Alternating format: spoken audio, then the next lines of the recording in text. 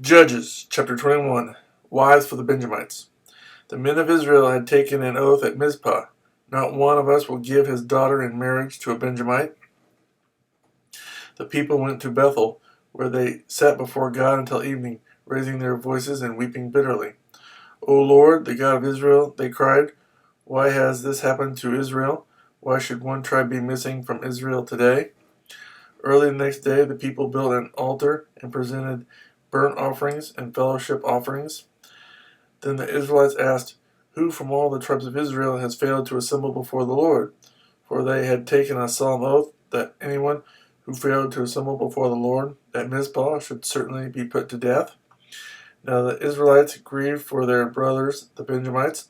Today one tribe is cut off from Israel, they said. How can we provide wives for those who are left, since we have taken an oath by the Lord not to give them any of our daughters in marriage? Then they asked, which one of the tribes of Israel failed to assemble before the Lord at Mizpah? They discovered that no one from Jabesh Gilead had come to the camp for the assembly, for when they counted the people, they found that none of the people of Jabesh Gilead were there. So the assembly sent 12,000 fighting men with instructions to go to Jabesh Gilead and put to the sword those living there, including the women and children.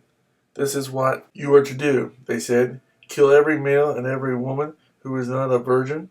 They found among the people living in Jabesh Gilead 400 young women who had never slept with a man, and they took them to the camp at Shiloh in Canaan.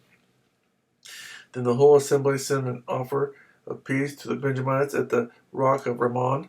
So the Benjamites returned at that time and were given the women of Jabesh Gilead who had been spared, but there were not enough for all of them. The people grieved for Benjamin because the Lord had made a gap in the tribes of Israel. And the elders of the assembly said, with the women of Benjamin destroyed, how shall we provide wives for the men who are left? The Benjamite survivors must have heirs, they said, so that a tribe of Israel will not be wiped out. We can't give them our daughters as wives, since we Israelites have taken this oath. Cursed be anyone who gives a wife to a Benjamite.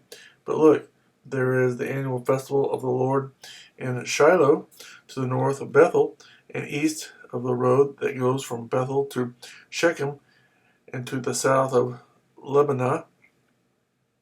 So they instructed the Benjamites, saying, go and hide in the vineyards and watch.